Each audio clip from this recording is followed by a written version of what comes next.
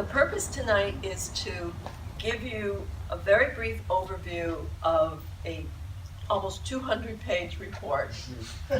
I'll spare you the details, but we started this process in 2015 when one of the committee people suggested that isolation and loneliness was something that the committee should look at from the perspective of seniors, that it was his observation that people were in a condition that they were invisible to many people in terms of their needs, and that there were serious consequences for that would play out later on. Now, first of all, the author of the report is a former committee member, Eddie Elmer, and I think the most important point that he made in the creation of this document was the distinction between isolation and loneliness. That one is, if you will, solvable, because if a person is isolated, you can do things to break that isolation. If they're lonely, there could be people in this room right now who are severely lonely, and that has nothing to do with being out or being around people or being active. If that is a psychological condition that is beyond the scope of any of the work that I think most of us are trying to accomplish. So we have to recognize that isolation is one situation. Loneliness is quite a different thing. And both of these can happen to people at any age, but we thought that we would look at it from the perspective of seniors. That's the mandate of the group, and it was as big a bite, if you will, that we could take on. The report was commissioned in partnership between Vancouver Coastal Health, the City of Vancouver Social Policy Committee or Department, and the Seniors Advisory Committee. So we came up with the concept. Vancouver Coastal Health very generously gave us an amount of money that made it possible to get some of the research done that we wouldn't have been able to do otherwise. The World Cafe was the effort that was done by the group Spark, and that was part of what was the paid consultancy. So we used the material that Spark generated, and then we added to it a very, very detailed research paper that I just heard a few minutes ago that this document continues to be updated. Every time a new piece of research comes out, it's been added to. But we have a bibliography, we have a research component, and then we have a series of 25 recommendations that each recommendation is analyzed and referred to either as something that the city could do, that government could do, that a not-for-profit or neighborhood house or seniors hub or somebody could take on. So we have no expectation that the City of Vancouver will do all of these things. No one could undertake all of this work. The idea was simply to offer, based on the research literature, a whole range. Anything that looked like it had a possibility was included as a recommendation. The idea being one organization wouldn't touch it, another, it fits perfectly within their mandate. It might control how government policy is developed if they understand that the research says that going a certain way has a certain value. It is a PhD thesis. Yes, it really is above and beyond what you would expect as a document. You seem like a big thing, but if we create a network where people actually look for and acknowledge that somebody is isolated, we do it in the wintertime if there's bad weather. Neighbors are encouraged to check on neighbors, but we don't do it every day. London, the postal service is encouraged to check. You know, they visit houses every day. If the mail isn't picked up, or maybe they knock on the door and say hello to whomever is there. It's a way of making sure that people are connected. You know, Nancy made a point to me a couple of years ago when she was doing work in the downtown east side, saying that you can knock on someone's door again and again, and you know that they're alone, and you know that they're isolated, but you can't reach them, and you just keep going, because her story for us was that on a certain day, maybe they'll open the door. Right. Maybe there'll be a way to connect. And so all we're trying to do with this report is give people a whole range of tools that they might consider. Little town called Lytton, British Columbia, just up the Fraser Canyon. And it used to be I would get up at 4 o'clock in the morning, do my chores in the summertime. And then I would go into town and I would have coffee at a little place called the Acacia Leaf Cafe. And I was sitting there one morning, and we all knew each other. We were all regulars. I mean, in a town like 250 people, you used to fight over the chairs, so who would stand and who would sit in the coffee shop. And we would get 5 copies of the Vancouver Province and 3 copies of the Vancouver Sun. Come up on the truck going up the canyon. They would just throw them off the truck at the exchange, and somebody would go get them. And we used to fight over who would get the paper. Seriously, yeah. So it was my turn with the paper, and I went outside and I sat down at the little table, and I started to read the paper. And I looked at this fellow sitting at the next table, Indigenous. I would say probably in his 60s then. And so I said to him, just offhand, I said, "You can have the paper as soon as I'm done with it." And he said, "Oh, it's no good to me. All I do is look at the pictures. I can't read." And so, I thought, so I got up and I went over and sat down with him and started talking to him. And he had lived in the bush for 40 years, had learned how to survive, but hadn't learned how to read or write. And so here he was at the time, I think he was 68 or 69 years old, and he came out of the bush every couple of weeks, came into town and picked up a couple of provisions, and then went back out into the bush. And so he just happened to stop to have a cup of tea. Didn't drink coffee, tea. And so we struck up a conversation, and over the course of the next 6 months, I didn't teach him how to read, but I learned so much about him because I would just meet him, and we became, I would like to say we became friends. When I left to come down when I sold the ranch and moved down to Vancouver, one of the toughest things I had to do was say goodbye to him, because he wasn't good. He couldn't write to me. He had no communications, and so I do know that he's still alive. So that's like 18 years ago. So he's still around. But I guess the point that I'm getting at is we see these people all around us, and we don't know anything really about them until we take the time and the effort to get to know them. Mm-hmm. I have a fellow that lives right across the street from me now on Chilco Avenue, and every day that it isn't raining, he goes out and sits on the bench at the corner of Barclay and Chilco, and you can set your watch. He's out there at 10 o'clock in the morning, and he stays there until 4:30 in the afternoon. Then he turns around and walks back into his building. I found out from the building manager that he is a widower and has lived in the building for 27 years, all by himself, since his wife died.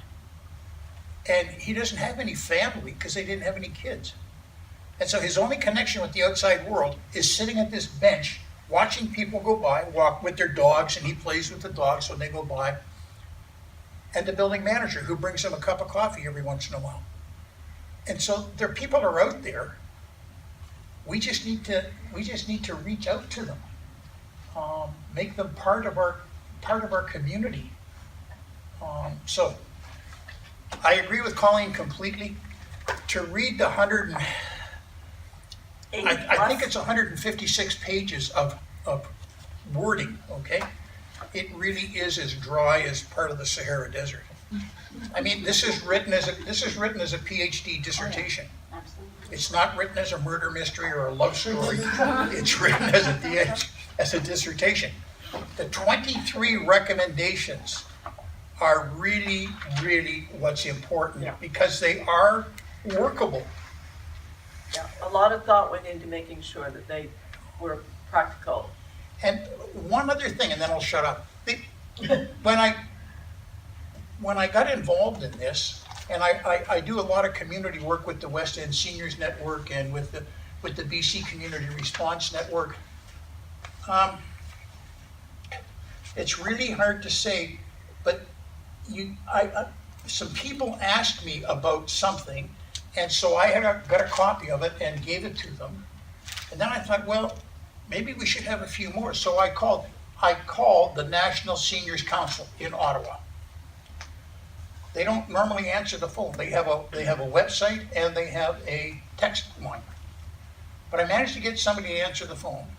And I said to them, could you send me 10 copies of the last National Seniors Council annual report? I think it was in might have been 16, might have been 17. And she said, well, we don't have hard copies that we mail out. And I said, well, why not? She said, well, people can read it online. They can get it online. And I said, really? And what about the people that don't have computers? Yeah. Or what about the people that don't have enough money to have a Wi-Fi connection? Or people like me. Well, I never thought about you. I never thought about you, Laura. No, but I'm just saying, not just me or people with disabilities. Right. I do know seniors, they can't use a computer. They No. don't have the ability to. And so, like at the other end of the phone just went absolutely dead. And so finally I said, hello, and she said, I'm sending you 10 copies tomorrow. And they sent them by registered mail. It was delivered the next day after that. But like, this is a big organization in Ottawa. It's a huge organization, but they never thought, or they never equate with ordinary people. And the fact that the people that might be interested in this don't have access to it because they don't have computers. But they could pick up a copy and read it if the copy was available. So that's part of, so I have nothing more to say. I want to thank, let me just say that I want to thank all of you for coming. I think I need to thank the City of Vancouver for their support through the social planning department. It wasn't always a rosy relationship. Some of it was a rocky road, but we ended up with what I think is an excellent document, a workable document. And between the Seniors Advisory Committee, and this started out as a little I don't know, were you at the meeting, Anthony? At Juliet's, we had a meeting at Juliet's Cafe on the west side. And it was Brian Tucker, myself, Anthony, Tom, and Elizabeth was there, I think. I think Elizabeth was there, and Carol Ann Young. And all we want to talk about was we were going to do we had this little idea, a little project, and we were trying to figure out how we could garner up $600 or $700 to pay for expenses.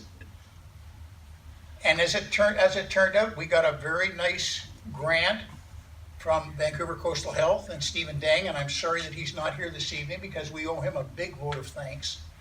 And along came the city social planning department and matched in kind the donation so then we had the funding to go ahead and do this. And Elizabeth was extremely helpful in making that happen, I think. Very much so. people who were surprised that we actually got some funding. Yeah. Elizabeth, do you Not the know? least of whom were us. Oh, what do you mean we got $25,000? It was kind of like, For me to be able to go to the powers that be at the city and to try to describe what needed to be done and that we needed the support if it was going to get accomplished. And then also to coastal health. And I just received nothing but enthusiasm and support. So, and I think that's due to the fact that they really felt the committee had done some very interesting work in the past and that it was very worthwhile, and indeed it was. So congratulations to all of you involved in the area of disability, housing, and in a number of different areas for seniors. So I just think it's great when you can get partners working on council who can push things forward like this that I think are critical to the community. So, and having had 2 parents when I started this process a long time ago, and not having any now, I am very grateful for all the work that you guys do. It has meant so much to me. And I hope to be able to continue your work in other venues and other places. So as I retire from the city. So I will still stick around, and they keep asking me to serve on one committee or another. So if you need help on anything, don't hesitate to call. Okay? But Thank thank Councillor you. Ball, because I know that she certainly has been a force that cannot be reckoned with in bringing everything to City Hall. I mean that. Yes. Everything from curb ramps to everything that the committees worked so hard on. And expression in government is low-hanging fruit. Things that could be done quite easily, you know, the easiest to the more difficult. So we have, with Councillor Ball's help, tried to put forward that city staff would look at this and give thought to how, as they develop other policies, some of these recommendations can be incorporated. So we're moving forward with the idea that there will be a seniors and a loneliness, isolation perspective on the work that social policy does. I just keep thinking of my father, who was the busiest man in the world, served on all kinds of committees, was a volunteer all over Dunbar. At 93 was rolling up the tables at night after the lawn bowling. Was vitally involved with his community. And when he became handicapped, was isolated. He was not lonely because he had a family that came to see him every day, but his loneliness was about the fact that he didn't feel useful anymore. And in trying to find a way for him to come back into his world of being useful and serving other people, because that's what he liked to do, was a real challenge for us. And for the 2 of us to work that out for him. And I think he'll be very amused that the job that my children assigned him was because he was such a gentleman and he liked everybody, that everyone he saw on the street he would speak to, and he would introduce himself, and he'd ask them how they were doing. And if he could get somebody to smile, he'd done his job for the day. And he'd count up how many people he had connected with in the daytime. And it was an interesting job, which, was a creative job, but it was so important to him for his own value, for continuing on, and for his happiness. So it can be something that simple as someone deciding, okay, everybody that meets me is going to feel good when they leave me, and I'm just going to make that happen. So it was an interesting thing, but this whole project has applied in some way or another to almost everybody I know. It doesn't matter whether they're young or seniors. There's something in this project for everyone. And I think that it can be hugely helpful, just looking at some detail, that you can think how that can work for you. So I thank everybody who gave so much to it, and believe me, there are people here who worked long and hard and so many hours, and editing and running around the city and delivering. And Winston Chu is not here, but our city staffer who printed the documents. Yes. Several trees died for this. Yes, and supported us through thick and thin. I just want to acknowledge because the city staff are truly amazing and Yep. have given so much on so many levels. And I just want to make sure we know that because they were remarkable. Mary Claire Zach, who was the first person at the city to say, yes, we'll get funding for this. Carol Ann Silver, who helped us get the processes going at the city. We just have to be enormously grateful because they have 3,000 things piled up on their desks. And when somebody comes, hey, I got a good new idea for you. Oh boy, more work, you know. And so when they greeted us graciously and actually did the work, it was very helpful. So that's. Sorry, I feel bad for being late. Oh, thank you. You know, this is going to be fantastic. Sure to get me through.